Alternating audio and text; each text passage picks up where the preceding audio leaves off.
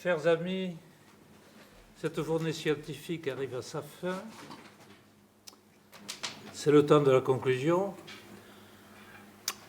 Justement, je disais avec mon voisin que Stendhal avait dit « La bêtise consiste à vouloir conclure ».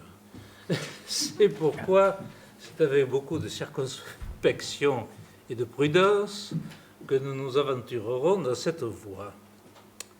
Je vais, comme il est prévu dans le programme, donner d'abord, cette conclusion va être celle de ceux qui ont présidé les tables rondes. Donc je donne tout d'abord la parole au professeur Didier Bessé. Merci, Monsieur le Président.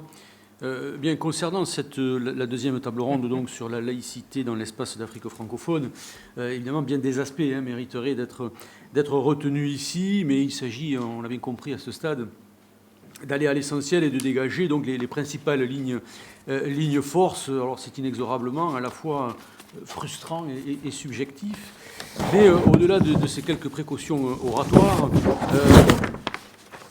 on peut retenir la forte originalité de l'Afrique francophone dans son approche de la laïcité face... Et force a été de constater, c'est le professeur Cabanis qui l'a clairement mis en exergue, que cette laïcité en Afrique subsaharienne africaine occupe une place première au cœur de la norme supérieure qu'est la Constitution, mais d'une façon qui diffère sensiblement de ce que nous connaissons, notamment dans le droit constitutionnel français, puisqu'en effet, cette laïcité s'avère certes protéiforme d'un point de vue rédactionnel, mais au-delà, cela tient aussi au fait que, au détour d'un même texte, on peut trouver des références à Dieu, voire même aux mânes des ancêtres. Au fond, l'idée de tolérance s'érige véritablement comme une toile de fond commune, avec la mise en œuvre d'une série d'obstacles face aux différentes atteintes qui pourraient être faites à cette tolérance. En rupture avec tous les a priori scientifiques, le droit constitutionnel africain subsaharien francophone ne répond finalement pas à cet endroit au mimétisme juridique. Ce qu'on a l'habitude d'avancer, de déclamer systématiquement, c'est de la transposition du droit, c'est le modèle de droit importé. Eh bien, ici, au contraire, on est face à une construction produite d'un processus totalement endogène, à tout le moins s'agissant de cette question de la laïcité. Au point qu'aujourd'hui, loin de trouver dans ces constitutions la reproduction scrupuleuse d'un modèle français importé, on y trouve des exemples originaux et parfaitement adaptés aux réalités sociétales et politiques de ces différents pays. Puis ces réflexions sur la laïcité à propos des espaces de l'Afrique francophone nous ont conduit à une lecture de politistes avec M. Avonneau autour d'une question aussi prégnante que complexe au Cameroun à propos des relations entre l'État et les nouveaux mouvements religieux, le tout oscillant, on l'a bien entendu et compris, le tout oscillant de façon ambivalente entre ordre et désordre. Ce phénomène ayant pour résultat, de façon plus ou moins insidieuse, de favoriser l'émergence d'un discours critique de l'État, d'autant que celui-ci reste assez ou passablement inaudible. Inaudible car lui-même taraudé par l'appartenance de certaines de ses élites aux nouveaux mouvements religieux, et inaudible aussi car pris dans le piège de cette idée particulière d'un principe de tolérance administrative. Ici, et de rechef, l'Afrique nous interpelle et nous invite à une relecture, ou à tout le moins à s'ouvrir à la relativité des choses vis-à-vis de cette question aussi difficile que riche qu'est la laïcité, dont on comprendra bien, à l'issue de cette table ronde, qu'elle ne peut en aucun cas être totalement décontextualisée. Elle s'inscrit forcément, et on l'a bien vu avec cette approche de la question en terre d'Afrique, elle s'inscrit forcément dans une société, au sein de valeurs, dans un environnement juridique, culturel, qui vont dessiner autant ses contours que son éventuelle spécificité. Je crois que c'est là ce que l'on peut, un peu au pas de charge, de façon très, très synthétique, retenir des propos et des échanges que nous avons eus sur cette seconde table ronde de l'après-midi. Merci. Merci, chers collègues. La parole est maintenant au professeur André Cabanis. Merci, cher Président. Je serai aussi bref que possible, surtout que je retarde le moment où nous allons entendre le professeur Lourdes, et je sais que vous ne pardonneriez pas de retarder ce moment ineffable. Alors, trois aspects, hein, si vous voulez bien. Je le retire de notre fin d'après-midi, avec quelques ouvertures sur le reste. Hein. D'abord, le titre même de notre atelier m'y invite, hein, la place de l'histoire. Hein. Alors bien sûr, c'est par profession, et nous trois ici nous intéressons à l'histoire, mais c'est vrai que quand on évoque la laïcité, il faut partir de cet aspect que ce sont les religions qui ont précédé les États, hein, et que à l'origine il y a les religions, et que les États ensuite ont dû s'adapter et trouver le bon équilibre avec ces religions. On l'a bien vu en Europe centrale avec l'intervention de M. Kruslist. Il a évoqué États généraux du XVIe siècle, il a évoqué 1849, et dans ce que l'on avait l'habitude d'appeler les démocraties populaires d'Europe de l'Est, hein, qui n'étaient ni démocratiques, ni populaires, ni même d'ailleurs en Europe de l'Est, hein, mais plutôt en Europe centrale. C'est vrai qu'on voit comment peu à peu, avec la domination communiste, on a essayé de contrôler les religions, mais que maintenant un système très différent se met en place. On le voit également en Asie, notamment et prioritairement au Vietnam, avec ce que nous a indiqué Mme Tran Van Labay, le rôle du bouddhisme, le rôle du confucianisme dans le développement de la monarchie, et les monarchies qui s'appuient sur ces religions.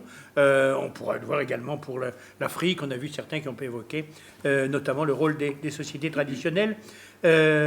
Finalement, l'histoire ne doit pas oublier ce rôle fondamental des religions, avec sa forme moderne. Bon, maintenant, on assiste à une montée des religions, et pourquoi pas, avec notamment cette montée des religions protestantes, hein, pas seulement en Afrique, mais aussi en Europe centrale, même en France, hein, et puis évidemment les problèmes d'intégrisme et de terrorisme. Deuxième point, je crois que nous avons été à peu près tous d'accord pour constater la diversité des laïcités. Hein. On a évoqué les origines de la notion de laïcité, notamment à travers l'étymologie, hein, qui nous a révélé certaines choses. Mais en même temps, on sait bien que l'étymologie nous révèle le sens que les mots ont perdu, hein, bien souvent. Il y a la laïcité à la française, je n'y insisterai pas, beaucoup en ont parlé, et beaucoup d'entre nous y sont très, très, très, très attachés. Il y a la laïcité de type Europe centrale, dans lequel il s'agit non pas de séparer l'État des religions, mais d'organiser les rapports entre les religions et l'État. Et puis il y a la laïcité, notamment vietnamienne, et là, Madame Tran Van Labay nous a indiqué qu'il y avait plusieurs schémas auxquels on pouvait se rallier. La laïcité gallicane, c'est-à-dire on se méfie de la papauté, essentiellement. On ne veut pas qu'une puissance étrangère intervienne dans la vie du pays. Et puis, mais la papauté est prudente. Hein. Et puis, il y a la laïcité inclusive, autre catégorie dont on peut se réclamer. Il y a bien sûr la laïcité à l'africaine, ça non plus, je n'en parlerai pas, même si beaucoup d'entre nous en ont parlé. Les éléments communs de cette laïcité, par-delà les diversités, c'est la liberté religieuse, naturellement. On la connaît. Il y a un mot qui est revenu à plusieurs fois dans la bouche de M. Marronneau, c'est l'émancipation par la laïcité. Il y a l'égalité, quelle que soit la religion, autre aspect de la laïcité. Et puis, il y a une dimension que le professeur Ferrat, sur laquelle il a insisté, l'ordre. Hein, à travers la religion, les pouvoirs s'appuient sur la religion pour le maintien de l'ordre, mais en même temps, l'ordre est une valeur, même si on en connaît les contraintes. Hein. Et puis, dernier point, la francophonie dans tout ça, hein, si j'ose dire. Hein. Il y a et Dieu dans tout ça, il y a et la francophonie dans tout ça. C'est vrai qu'il y a une hésitation, et ça le recteur Lourdes l'a très bien indiqué, de la francophonie à se réclamer de la laïcité. Hein. Peut-être d'ailleurs parce que c'est une notion, bon, il y a l'état de droit, oui, il y a la responsabilité de protéger, il y a un certain nombre de notions qui paraissent engagées, mais qui évidemment ne vont pas au-delà de certaines limites. La laïcité, là ça peut être plus compliqué, hein, de se réclamer de la laïcité, mais en même temps, ça paraît important que la francophonie ne se désintéresse pas de quelque chose d'aussi décisif. Alors, quelle forme peut prendre l'intervention de la francophonie, des déclarations? Elle en a fait plusieurs. La laïcité n'y a jamais été, peut-être pourrait-elle apparaître. Un organisme d'enquête, d'examen, de vérification, sans doute. Une autorité, le président Lavorel l'a évoqué. Finalement, ce qui me paraît être le problème fondamental, c'est la plus-value, comme dans beaucoup d'autres domaines, hein, quelle peut être la plus-value francophone, hein, par rapport à cette idée de laïcité. Bon, il y a d'autres institutions qui s'occupent de laïcité. Qu'est-ce que la francophonie peut apporter de plus, hein? D'abord, cette comparaison des expériences nationales à laquelle nous sommes livrés aujourd'hui et qui est extrêmement féconde. Et il faut revenir, hein, félicitations au recteur Lourdes. L'idée qu'à travers cet examen des situations nationales, une certaine idée, non pas commune, hein, mais la connaissance précise de la laïcité peut être atteinte, et de ce point de vue-là, les structures francophones peuvent jouer, me semble-t-il, un rôle tout à fait décisif. Voilà ce que je voulais vous dire. Merci. Eh bien, merci, chers collègues. Je vais moi-même donc conclure la conclusion, en quelque sorte. Je vais prendre des risques. D'abord, le risque de nous répéter, en quelque sorte, de répéter ce qui a déjà été dit.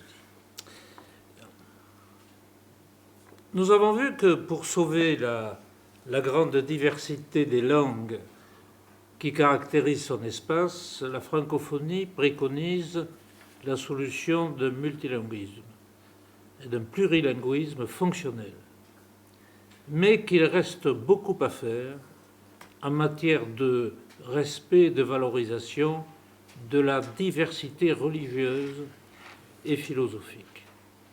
Pourtant, pour y parvenir, la laïcité permettrait de transformer les différences, qui sont le plus souvent génératrices de conflits ou de repli sur soi, inversement,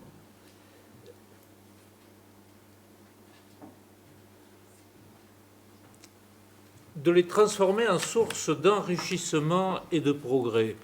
La laïcité se présente aujourd'hui comme la régulation institutionnelle qui empêche d'abord l'immiscition du domaine privé, celui des croyances, dans le domaine public qui est celui du bien commun et de l'intérêt général. Mais la religion ne peut intervenir dans la politique, ni la politique dans la religion, sauf pour la protéger. Selon le mot de Victor Hugo, je veux l'Église chez elle et l'État chez lui. Donc, la laïcité doit accéder au rang de valeur universalisable de la francophonie.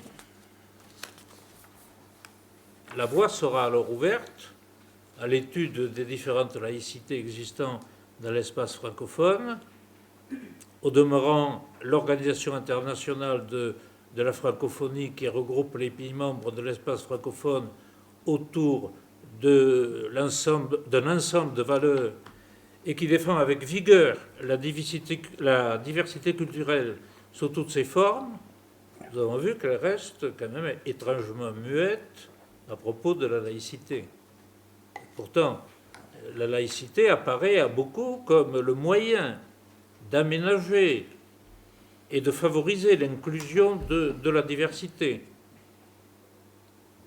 selon des variantes multiples. La francophonie est aujourd'hui confrontée au défi de proposer un principe de laïcité approprié aux exigences et aux effets délétères de la mondialisation.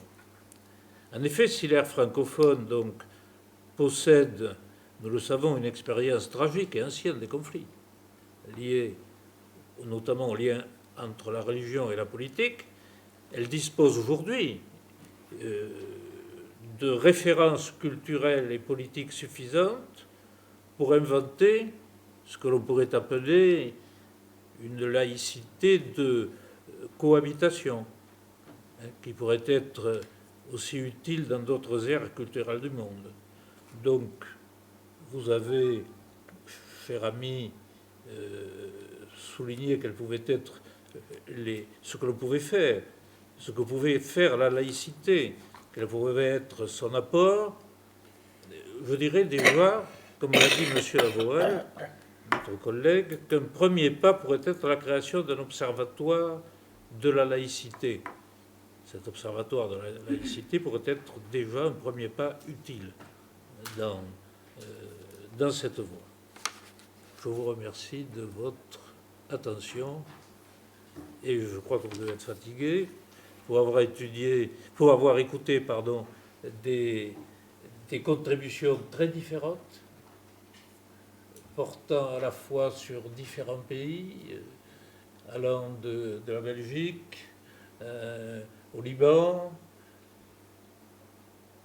allant en Hongrie, au Vietnam, je l'ai terminé. Donc tout cela, n'est-ce pas, mérite... il faut laisser reposer cette diversité pour ensuite voir ce que nous pouvons en tirer. Et d'ailleurs, dans la revue qui va être publiée prochainement, et qui doit être la suite de cette rencontre, je crois que une première synthèse, je ne dis pas la conclusion, mais une première synthèse pourra être effectuée. Parce que il y a des contributions, alors dans la revue, il y aura des contributions qui n'ont pas été énoncées dans cette séance. Et inversement, il peut y avoir des contributions qui ont été prononcées ici, qui peut-être ne seront pas dans la revue. Le lien n'est pas en quelque sorte automatique. Voilà ce que je voulais dire. Donc, je vous remercie de votre attention. Bon retour.